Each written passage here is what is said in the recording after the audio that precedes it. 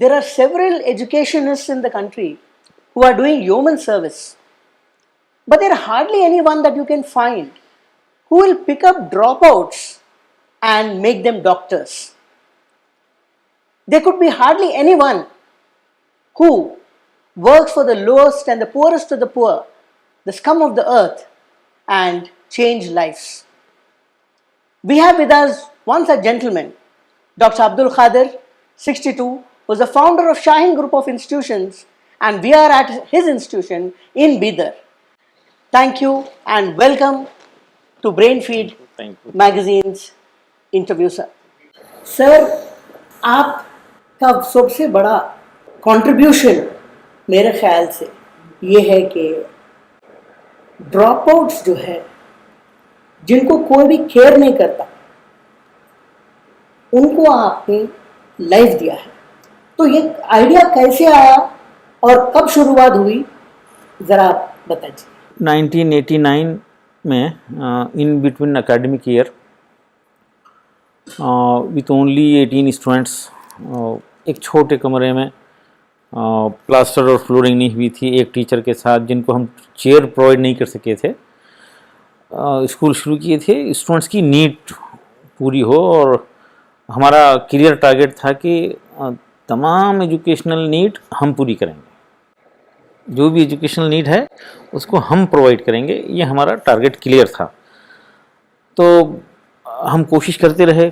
Even moral education भी साथ ही साथ जो ज़रूरी है वो हमारी जिम्मेदारी थी. और लगा कुछ दिन के बाद कि हमारे स्टूडेंट ट्यूशन जा रहे थे, जबकि हमारा टारगेट था कि सारी एजुकेशन नीड हम पूरी करेंगे. तो हमको बुरा लग रहा था, बच्चे ट्यूशन जा रहे थे, बुरा लग रहा था. ऐसा लग रहा था कि ये हमारी इंसल्ट है, हमारी टीचर की इंसल्ट है ये. और हम अनाउंस कर दिए कि हमारा कोई स्टूडेंट ट्यूशन नहीं जाएगा, अगर ट्यूशन जाएगा तो एडमिशन कैंसिल. लोग नाराज़ हुए. उनको हम रिक्वेस्ट करें, समझाए, भरोसा दिलाए कि हम जस्टिफाई करेंगे, आपको फ़िक्र करने की ज़रूरत नहीं है, हमारी जिम्मेदारी है. एक नहीं 10 मरतबा 10 टाइम्स हम एक्सप्लेन करेंगे बच्चों को, और हम बच्चों को इम्प्रूव करेंगे. और वो हम प्रूव कर लिए. और उसका रिज़ल्ट ये हुआ कि शाहीन के 100% स्टूडेंट्स ट्यूशन फ्री हो गए, और उसका इफ़ेक्ट बीदर पे हुआ. और बीदर अब इंडिया का the only tuition free district है. Wonderful sir.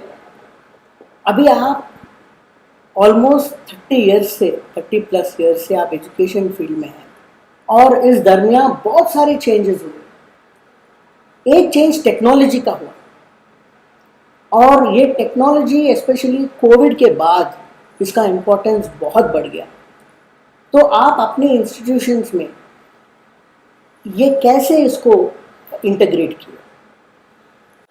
टेक्नोलॉजी के मामले में जैसा कि आप बताएं, कोविड के बाद जो हुआ, हम 15 साल पहले कर लिए थे.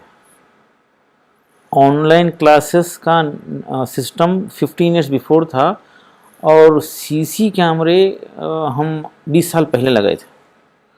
और इस रीजन का पहला इंस्टीट्यूशन हमारा था जिसमें सीसी कैमरे लगे हुए थे.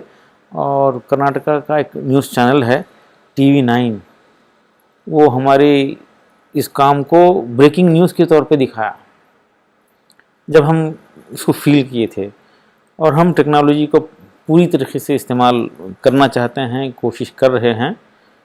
जैसा कि यहाँ पर इस कैंपस में सीसी कैमरा हमारे पास 1400 है, और सारे डिजिटल बोर्ड इस्तेमाल करते हैं, पैनल बोर्ड इस्तेमाल करते हैं, और सॉफ्टवेयर के ज़रिए सारा काम होता है. फेस रीडिंग के ज़रिए स्टूडेंट्स कॉलेज में इंटर होते हैं और मैसेज घर जाता है, बाहर निकलते हैं तो मैसेज घर जाता है. मेस में 6000 स्टूडेंट्स हैं, उनका 3 वक्त के खाने के वक्त भी इसका रिकॉर्ड फेस रीडिंग के ज़रिए हम करते हैं. टेक्नोलॉजी का इस्तेमाल हो रहा है, उसको और हम इम्प्रूव करेंगे. डे टू डे डेवलपमेंट के साथ हम अपने आप को अडॉप्ट करने के लिए we are prepared for that.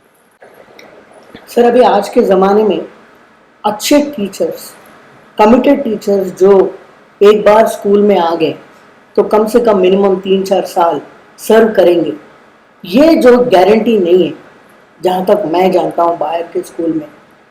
तो टीचर को रिटेन करना पहली बात, और सेकेंडरी टीचर्स को इक्विप करना, ट्रेन करना, ये इस चीज में शाहीन क्या कर रहा है? हमारा रिटेंशन रेट बहुत अच्छा है। इवन 35 इयर्स पुराने टीचर भी हमारे पास हैं। और उनको हम ट्रेनिंग देते हैं, उनको इम्प्रूव करने की कोशिश करते हैं, उनको मोटिवेट करते हैं। ये हमारे पास टीचर का बहुत ज़्यादा बड़ा इशू नहीं है। वैसे छोटी सिटी होने की वजह से बहुत अच्छे टीचर जो बाहर से आते हैं कंपेरेटिवली थोड़ा ज़्यादा एक्सपेंसिव होते हैं हमारे लिए, लेकिन बीदर में हमको उसका इशू नहीं बना। तो मदरसे में जो एजुकेशन होता है आमतौर पे, और अभी ये नेशनल एजुकेशन पॉलिसी में अभी लाए हैं कि मिक्स करें, मतलब दीनी एजुकेशन के साथ मॉडर्न एजुकेशन को इंटीग्रेट करने का। तो ये जब हुआ था, एनईपी हुआ था, और आप तो कई सालों से कर रहे हैं, क्या आपके पास आए, गवर्नमेंट आया? मुझे इनविटेशन आया था बेंगलोर में, लेकिन हमारे एक रिप्रेजेंटेटिव से तनवीर अहमद को मैं भेजा, और हमारा AICU जो एक डिपार्टमेंट है बहुत ख़ास है, उसका वहाँ पे प्रेजेंटेशन हुआ, उसको बहुत पसंद किया गया। इम्प्लीमेंटेशन लेवल पे शायद वो लोग अभी इसको एक्सेप्ट नहीं किए हैं, लेकिन फ्यूचर में कभी ना कभी कर लेंगे। ये AICU academic intensive care unit हम इस्टेब्लिश करने में, बनाने में कामयाब हुए। जब हम ट्यूशन बैन कर दिए थे तो नेचुरली कुछ स्टूडेंट को एक्स्ट्रा केयर की ज़रूरत पड़ती है, तो उसका एहसास हमको होगा 2-3 महीने में। तब उनके लिए हम कोशिश करें, extra class, special class, remedial class के नाम से कोशिश करते रहे, एक एक बच्चे को केस स्टडी के तौर पर उसको ऑब्जर्व करते रहे, मीटिंग्स हुए, और फाइनली एक टीचर 6 स्टूडेंट्स का एक सिस्टम बना लिए। और हम ये बात को समझ गए कि बच्चे की मैथमेटिक्स और लैंग्वेजेस ठीक है तो बाकी सब्जेक्ट अपने आप ठीक हो जाएंगे, ये अंदाज़ा हमको हो गया। और एक डिपार्टमेंट बना दिए, उसका नाम रखे एकेडमिक ICU, और वो डेवलप हुआ। उसमें कुछ उस दौरान कुछ ड्रॉप आउट हमारे पास आए। हमारे पास AICU था, एकेडमिक इंटेंसिव केयर यूनिट, हमारा डिपार्टमेंट काम कर रहा था, हमारे स्टूडेंट्स को पढ़ा रहा था। कुछ ड्रॉप आउट आए तो हम उनको वेलकम करके वहाँ पे मौका दिए। वो बच्चे आज इंजीनियर हैं, डॉक्टर हैं, वो हमको बड़ा अच्छा लगा। और कुछ मदरसा ड्रॉप आउट भी आ गए थे, वो मदरसा ड्रॉप आउट और मदरसा पास आउट भी उसमें सक्सेसफुल हो गए। तो 15 साल पहले ये ख्याल आया, ये तरीक़ा अगर पूरे इंडिया भर के मदरसा पास आउट को और मदरसा ड्रॉप आउट को अडॉप्ट करेंगे, इसके ज़्यादा बेटर रिजल्ट्स आ सकते हैं। वो इसलिए कि मदरसा पास आउट जो होते हैं ब्रिलियंट होते हैं, वो कंप्लीट होली कुरान मेमोराइज करते हैं तो नेचुरली ब्रिलियंट होते हैं। और ये बहुत ही हार्ड वर्क के बाद होता है, सख्त मेहनत करना पड़ता है उसको, वो मेमोराइज़ करने के लिए 3 साल 2 साल 4 साल में बड़ी मेहनत करना पड़ता है। ये मेहनती भी होते हैं, ये ब्रिलियंट भी होते हैं। क्यों ना ये सिस्टम उनके लिए अप्लाई किया जाए, अगर ऐसा हो तो इसके रिज़ल्ट और भी अच्छे होंगे। ये ख्याल आया और हम एक प्रोग्राम बनाए, उसका नाम रखे, उस प्रोग्राम का नाम रखे हिफ्ज़ुल कुरान प्लस, और उसको स्प्रेड करे, इंडिया भर में 5-6 सेंटर बनाए। ये सक्सेस होना शुरू हुआ। लास्ट ईयर हम इसको एक मूवमेंट की शक्ल देने की फ़िक्र करें और उसका नाम बदलते हुए मदरसा प्लस का नाम दिए, और मदरसों से हम रिक्वेस्ट करें कि आप ऐसे स्टूडेंट्स ड्रॉप आउट को लीजिए, नॉट ओनली हाफिज़ मदरसा pass out, school drop out को भी लो और मदरसा पास आउट को वापस इस मदरसे में लाओ। रहने खाने का इंतज़ाम आप करो, naturally with the support of community. हम टीचर का अरेंजमेंट करेंगे, टीचर को ट्रेनिंग देंगे, टीचर की सैलरी देंगे, once again same with the support of community. हम एक प्रपोजल रखिए, इसको जो रिस्पॉन्सिबल लोग हैं, बड़े लोग हैं, उसको एक्सेप्ट करें। अभी हम ये 52 बड़े मदरसों में इंडिया भर में इसको इम्प्लीमेंट कर रहे हैं एडिशनल, और एक साल सम 20-25 को ऐड करेंगे। मोर दैन 2000 स्टूडेंट्स इसमें बेनिफिट ले रहे हैं। और मदरसा पास आउट ही नहीं बल्कि general drop out, never gone to school in life, ऐसे बच्चों को लेकर हम वहाँ पर उनको इम्प्रूव करने का प्लान बना रहे हैं। हमारा टारगेट है कुछ लोगों के सपोर्ट से, कुछ ऑर्गेनाइजेशन के सपोर्ट से, पैन इंडिया नेक्स्ट 20 ईयर्स में 1 मिलियन स्टूडेंट की सेवा करने का मौका मिल जाए, उसमें 5 लाख स्टूडेंट्स को ड्रॉप आउट होने से बचाना है और 5 लाख स्टूडेंट्स को वापस लाकर स्कूल से जोड़ना है, इस ख्वाहिश के साथ आगे बढ़े हैं। हर साल जो नीट एग्ज़ाम में अपने बच्चे, मैं सुना हूँ कि काफ़ी अच्छे रिजल्ट्स ला रहे हैं, इसमें हाफिज़ के बच्चे कितने हैं? हाफिज स्टूडेंट्स अब ये मोर देन 20-25 एवरी ईयर, यानी मदरसा ड्रॉप आउट को AICU के थ्रू हम लेके जाते हैं। मोर देन 20-25 स्टूडेंट्स सक्सेस हो रहे हैं, अच्छे मेडिकल कॉलेजेस में एडमिशन ले रहे हैं। और इसके साथ साथ अब हम ड्रॉप आउट पे भी मेहनत कर रहे हैं, जो बहुत ही सक्सेसफुल हो रहा है। जो स्कूल से ड्रॉप आउट होने से बचाने का जो कॉन्सेप्ट है वो ये कि स्कूल्स में AICU कायम हो जाए, बड़े बड़े स्कूल में AICU कायम हो जाए, गवर्नमेंट स्कूल में ये काम हो जाए, वीकनेस ख़त्म करें, उनको आगे बढ़ाएं। इसके लिए हम इंडिया भर के स्कूल के लोगों से बोलते हैं कि आइए शाहीन देखिए, आप हमारे गेस्ट रहेंगे, हम AICU का सारा सिस्टम आपको बताएंगे, आपके टीचर्स की ट्रेनिंग करेंगे।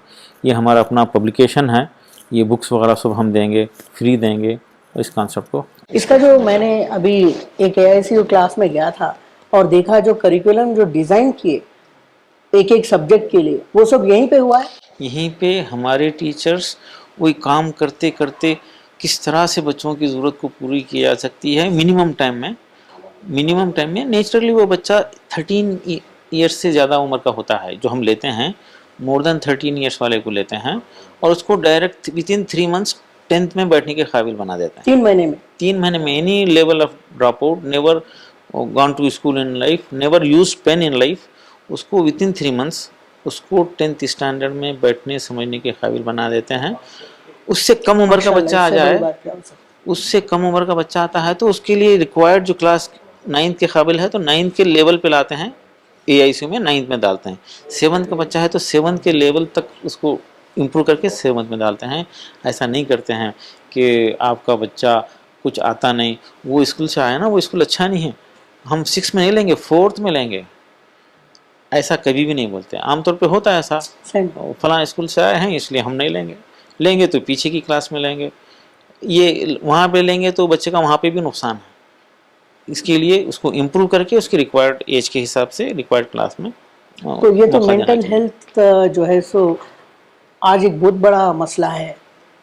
और ये मेरा ख्याल से जब आप कहते हैं कि इमीडिएटली मेरा ख्याल मेंटल हेल्थ के पास जा रहा है, तो बच्चे को जो है सो आपने कॉन्फिडेंस देना बहुत बड़ी बात है। और मेंटल हेल्थ एजुकेशन के ऊपर आपका क्या ख्याल है और क्या कर रहा है? देखिए, बच्चे को डिस्ट्रैक्शन से बचाइए, उसको सब्जेक्ट से एंजॉय करने का मौका दीजिए, उसकी वीकनेस ख़त्म कीजिए, वो एंजॉय करेगा। हमारे पास मायूस बच्चा आता है पेरेंट्स के साथ, पेरेंट्स चाहते हैं कि शाहीन में रहे, बच्चा इनकार करते रहता, उसका मूड देखकर हम बोलते हैं बेटा बेफिक्र रहो, तुम कौन सी क्लास के हैं? तो 9th में मेरे स्कूल वाले निकाल दिए, डोंट वरी, आपको हम 10th में बिठाएंगे, आप मेहनत करो, 15 दिन में आपको 10th के काबिल बनेंगे, 2 महीने में हमारी गारंटी है। उसको पहले भरोसा नहीं होता है, 1 से 2 मरतबा बोलते हैं डोंट वरी। हमारे पास कई एग्जाम्पल हैं, देख लीजिए, 2 बच्चों को बुला के बताया जाते हैं, देखता बोलते पॉसिबल है, यस। जब वो क्लास में बैठता है तो सख्त मेहनत करता है, उसका इंटरेस्ट बढ़ता है, सारे मेंटल प्रॉब्लम उसके ख़त्म हो जाते हैं, सब्जेक्ट से एंजॉय करता है। एक बड़ा सोल्यूशन है। ये जो नर्वसनेस होती है क्लास में बैठा और समझ में नहीं आ रहा, जिसकी वजह से ड्रॉप आउट ज़्यादा होते हैं इंडिया में, गुर्बत की वजह से ड्रॉप आउट होता है बोलते हैं लोग। मैं इसको 35 ईयर्स से इसका इनकार करता हूँ, रिफ्यूज़ करता हूँ कि ये गलत है। ड्रॉप आउट ज़्यादा होता है सब्जेक्ट की अंडरस्टैंडिंग नहीं होने से और गुर्बत की वजह से, मे बी 25-30% होते हैं, कम होते हैं। लेकिन जो बच्चा मोबाइल फ़ोन उनको दिया नहीं जाता आज के ज़माने में, आज के टाइम में, तो कितना डिफ़िकल्ट है ये जो अमल में लाने के लिए शाहीन में?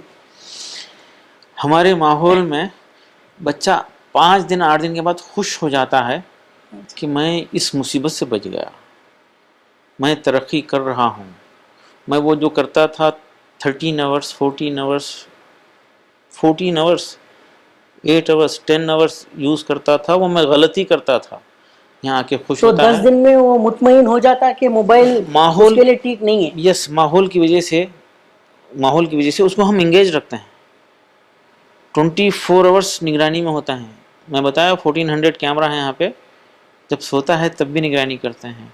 और फिर ये भी बोलते हैं बेटा ये कैमरे हैं, देख रहे हैं, लेकिन ये कैमरे से बच जाएंगे, ऊपर वाला तो देख ही रहा है। ये एहसास दिलाते हैं उनको, यकीन दिलाते हैं, और ये बच्चे खुश होते हैं।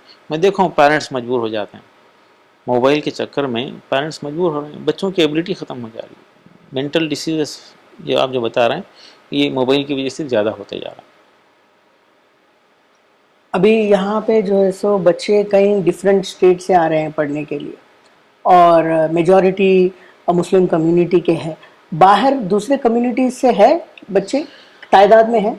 बहुत अच्छी तादाद में हैं, मोर देन 35% स्टूडेंट्स हमारे हिंदू भाई बहनें बड़े शौक़ से हमारे पास एडमिशन करते हैं। मैं बोलता हूँ कभी कभार कि हमारी बहनें इंतज़ार करती हैं, लाडली बेटी ये कब 10th पास करेगी और कब हम शाहीन में एडमिशन कर देंगे। वो वहाँ रहेगी तो अपना ख्याल रखेगी, इसमें स्टेबिलिटी आएगी और हमारे घर में सुकून रहेगा। और ये बात को वो कबूल भी करते हैं, हमारे सामने बता भी देते हैं कि हमारी बेटी हमारे घर से ज़्यादा सेफ़ शाहीन में। एक बड़ी तादाद बीदर और बीदर के अतराफ़ में एक बड़ी तादाद जो है हमारे हिंदू भाई अपने बेटे बेटियों को शाहीन में पढ़ा रहे हैं। अभी जैसा इंडिया में नालंदा था एक ज़माने में, पुराने एंशंट हिस्ट्री में अगर देखा गया तो नालंदे में बहुत सारे जो है स्कॉलर्स कहीं कहीं विदेशों से आके पढ़ते थे, वैसे ही बीदर भी एक लर्निंग सेंटर का एक हिस्टोरिक बॉन्डिंग है पहले से। और शाहीन जो है सो अभी ऑलमोस्ट 3 डेकेड से ज़्यादा एजुकेशन इसमें है, फर्मामेंट में है। तो और अगले 10 साल का आपका विजन क्या है? आइंदा 10 साल में ये कल्चर शाहीन का जो है ये आम हो जाए, ये कॉमन हो जाए, ये फैल जाए।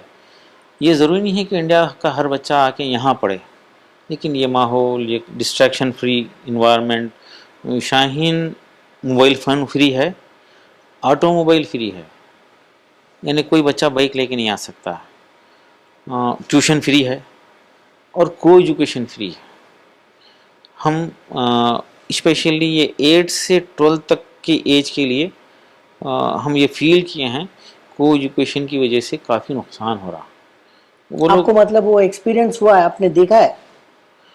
देखा हूँ, एक्सपेरिमेंट करके बताया हूँ और फील किया हूँ कि दोनों को अलग करने से कितने % रिजल्ट बढ़ जाता है, कितने % रिजल्ट बढ़ जाता है। मैं बेटियों से पूछता हूँ, पूछते पूछते पूछ लेता हूँ, बेटा ये को एजुकेशन की वजह से, आप को एजुकेशन से पढ़ के आए हैं 10th तक, ये को एजुकेशन की वजह से, ये बॉयज़ एंड गर्ल्स की प्रेजेंस की वजह से वो कितना वक्त, टाइम, एनर्जी, ध्यान एक दूसरे को इम्प्रेस करने और इम्प्रेस होने में लग जाता है, मुतासिर करने और मुतासिर होने में लग जाता है।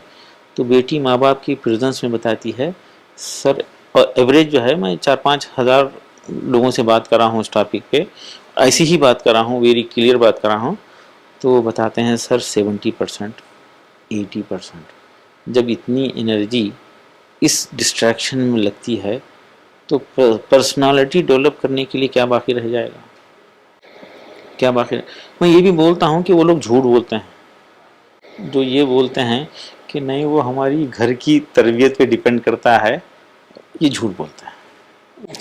माहौल का असर हो जाता है, इट्स नेचुरल, 100% नेचुरल। माहौल का, इन्वायरमेंट का इफेक्ट हो ही जाता है। इस सिलसिले में और एक चीज़ मेरे को अभी आपसे बात करने से मेरे को जहन में आ रहा है कि उर्दू लैंग्वेज जो है सो इंडिया में अपने इतना ये है कि आप अपनी पूरी फिल्म इंडस्ट्री जो है उर्दू ज़बान पे ही जो है चल रहा है, और उर्दू लैंग्वेज का डिक्लाइन भी है। अभी घराने में भी, घरों में भी जो है सो सही उर्दू, फसी उर्दू बात करने वाले बहुत कम हो चुके हैं। तो यहाँ पे मैं सुना हूँ कि 10th क्लास तक उर्दू मीडियम में होती है और 11th और 12th में बच्चे इंग्लिश में जो है सो उनको ट्रांसिशन करा जाता है। तो वहाँ पे कितना डिफिकल्ट है वो सडन में 11th और 12th में जाके वो इंग्लिश में ट्रांसिशन हो। अभी major student up to 10th English medium में है हमारे पास।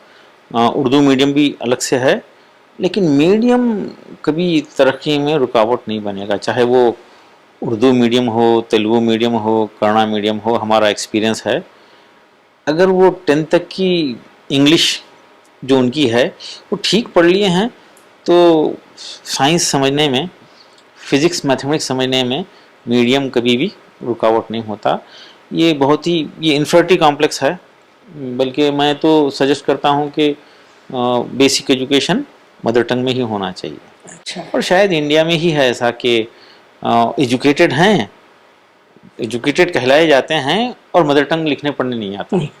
ये दुनिया में कहीं और नहीं होता। सही बात, तो वो मैं पैराडॉक्सिकल है। जी जी, तो मैं चाहूँगा वो हर जिनकी मदर टंग जो है उस पर आप उसको तवज्जो देना चाहिए। अलबत्ता हम ये कोशिश ज़रूर किए कि मदर टंग कन्नड़ा है और कन्नड़ा नहीं लेना चाह रहे हैं तो हम कंपलसरी कर देते हैं कि सेकंड लैंग्वेज आपको कन्नड़ा लेना है, हम पढ़ा देंगे इस कॉन्फिडेंस के साथ। अगर मदर टंग उर्दू है तो 10th में कंपलसरी, एक भी केस आज तक हम नहीं छोड़े। एग्जामिनेशन से 8 महीने पहले आए तो भी हम बोलते हैं हम पढ़ा देंगे। कैसा होगा सर, अब तक हम बच्ची को कुछ भी नहीं आता और बड़े शौक से बोलते हैं sir actually we don't know Urdu, बोल के खुश होके बोलते हैं। It's very bad. ये मदर टंग लिखने और पढ़ने नहीं आता फिर भी एजुकेटेड है, तो हम उनको बोलते हैं डोंट वरी, हमारे पास AICU है, हम पढ़ा देंगे। और आज तक किसी को भी नहीं, किसी को नहीं छोड़े। और ये हर शाहीन में हो रहा है तो इंडिया के हर स्कूल में हो सकता है, बीदर में हो रहा है तो इंडिया के हर स्कूल, हर डिस्ट्रिक्ट पे, हर प्लेस पे ये हो सकता है। तो मदर टंग कंपलसरी होना है। इंसान सोचता है मदर टंग में, गौर करता है मदर टंग में। सोचने की और गौर करने की लैंग्वेज वीक हो जाए तो क्या सोचेगा, क्या गौर करेगा, उसमें एक वीकनेस आ जाएगी, लाइफ लॉन्ग के लिए वीकनेस आ जाएगी। तो इस तरफ ध्यान देना चाहिए। इन्फिनिटी कॉम्प्लेक्स में नहीं पढ़ना है, मदर टंग को किसी भी सूरत में उसमें ठीक होना चाहिए। अभी NEP में भी यही तो कह रहे हैं कि लैंग्वेज, रीजनल वर्नाक्युलर लैंग्वेज में जो ऐसा इंस्ट्रक्शन होना चाहिए। सर अभी बाहर के दुनिया में जब बच्चे जाते हैं तो एक बड़ा इशू हो रहा है, जब बच्चा डिग्री खत्म करता है और जब इंडस्ट्री में जाता है कहते हैं कि he is not ready for the industry. तो अभी आपके 77+ इंस्टीट्यूशंस जो है यहाँ पे इंडस्ट्री और एकेडमिया में जो गैप है, मतलब पढ़ने के बाद जब इंडस्ट्री में जाता है तो you should be ready to start working. तो इसमें आप क्या मेजर्स ले रहे हैं? देखिए, हम अब तक +2 तक जा रहे हैं और हम पास करने का टारगेट नहीं रख रहे। स्टूडेंट्स को बता दे रहे हैं कि बेटा पास होना आपके लिए, पास होने के लिए यहाँ मत आइए, सब्जेक्ट को समझने के, सब्जेक्ट को एंजॉय करने का, बाद में जो है ग्रेजुएशन में सब्जेक्ट को एंजॉय करने की ख्वाहिश से यहाँ आइए। प्रॉब्लम क्या हो रहा है हमारे कंप्लीट देश भर में, डिग्री में नॉन अटेंडिंग डिग्री कॉलेजेस और स्टूडेंट्स का नंबर बढ़ रहा। More than 70% students non attending और डिस्ट्रैक्शन का शिकार हो रहे हैं। आप ले लीजिए D.Ed, C.P.Ed, B.P.Ed, nursing, pharmacy वगैरह, ऐसे 50 कोर्सेस ऐसे हैं, डिसाइडेड है कि वो क्लास अटेंड नहीं करना है। अगर कोई इंस्टीट्यूशन क्लास अटेंड करने के लिए फोर्स कर रहा है तो उसके पास एडमिशन लेने के लिए तैयार नहीं, तो आखिर होगा क्या? ये असल देशद्रोही हैं, ये जो शॉर्टकट के जरिए जनरेशन को आगे भेज रहे हैं। क्या गवर्नमेंट नहीं जानती? क्या गवर्नमेंट के नॉलेज में ये बात नहीं है? तो इस तरफ तवज्जो दें, हम जनरेशन को हार्ड वर्कर बनाएं, तब जाके ये कुछ करने के काबिल होंगे। 70% जनरेशन का ये हाल है, और ये ख़त्म होना चाहिए। बच्चों का फाउंडेशन ठीक हो, वो नॉलेज हो, वो खुद ब खुद वो practically अपना रास्ता चुन लेते चुन लेंगे वो। ये हम उम्मीद कर रहे हैं। हैं। सर अभी आप कह रहे थे कि ये स्प्रेड होना है, और आप किसी से टाई अप हुआ है, मतलब गवर्नमेंट की तरफ से या कोई भी आके ये मॉडल को रेप्लिकेट करने के लिए कोई आए हैं आपके पास अभी हाल ही में? अभी रोटरी क्लब बीदर के कुछ लोग आए थे, वो देखे, उसको पसंद किए। रोटरी क्लब ऐसे 50 स्टूडेंट्स को लेके बिल्डिंग लेकर खाने का इंतज़ाम कर रहे हैं, हम टीचर का इंतज़ाम कर रहे हैं। जब ये मॉडल बीदर का रोटरी क्लब का सक्सेसफुल हो जाएगा तो रोटरी क्लब इसको स्प्रेड करेगी, हमको उम्मीद है। और यहाँ के कर्नाटका के बसवराज पाटिल सेड़मकर साहब जो बड़े लीडर हैं, सोशल वर्कर हैं, वो आए थे, उसको बहुत पसंद करे। वो अपने मठ में मंदिर में शुरू कर रहे हैं। मैं चर्च वालों से भी बात कर रहा हूँ, चर्च में ये काम करें। रेसिडेंशियल स्कूल जो हैं जो चर्च के अंडर में चलते हैं, उनसे भी बात कर रहा हूँ। भालकी हिरेमठ स्वामी जी, पट्टेदरू स्वामी जी 3 दिन पहले एक वर्कशॉप में मिले, ये कॉन्सेप्ट समझे, और मठ में भी ये काम शुरू होगा। मठ में, मंदिर में, दरगाह में, खानखा में, किसी के बड़ा घर है, घर में ऐसे ड्रॉप आउट को लाओ, उनकी बेसिक ठीक करो, और फिर उनको रेगुलर गवर्नमेंट रेसिडेंशियल स्कूल में, गवर्नमेंट स्कूल में भेजो। वो मेहनत मजदूरी करके पढ़ लेंगे, ये ड्रॉप आउट होने से बच जाएंगे, ये स्ट्रांग हो जाएंगे, तो हमारा देश स्ट्रांग हो जाएगा। ये देश, हमारे देश में वो ताकत है, फिर से सोने की चिड़िया बन सकता है। वाह क्या बात है सर। फिर से दुनिया का सुपर पावर बन सकता है, अगर ये जनरेशन ठीक हो जाए, और साथ में प्यार और मोहब्बत का माहौल बन जाए, तो ये हमारा देश तरक्की। एक आखिरी सवाल, आप अल्लामा इकबाल के बहुत बड़े फैन हैं, एक कुछ सुना दीजिए। नहीं तेरा नशेमन खसरे सुल्तानी की गुंबद पर, तू शाही है बसेरा कर पहाड़ों की चट्टानों में। क्या बात है साहब। शाहीन कभी परवाज से थककर नहीं गिरता, पुरदम है अगर तू तो नहीं खतरे अफ्ताद। क्या बात है। बस के दुश्वार नहीं हर काम का आसान होना, आदमी खूबी मुज़र नहीं इंसान होना। Thank you very much sir for this wonderful conversation with Brainfeed Magazine.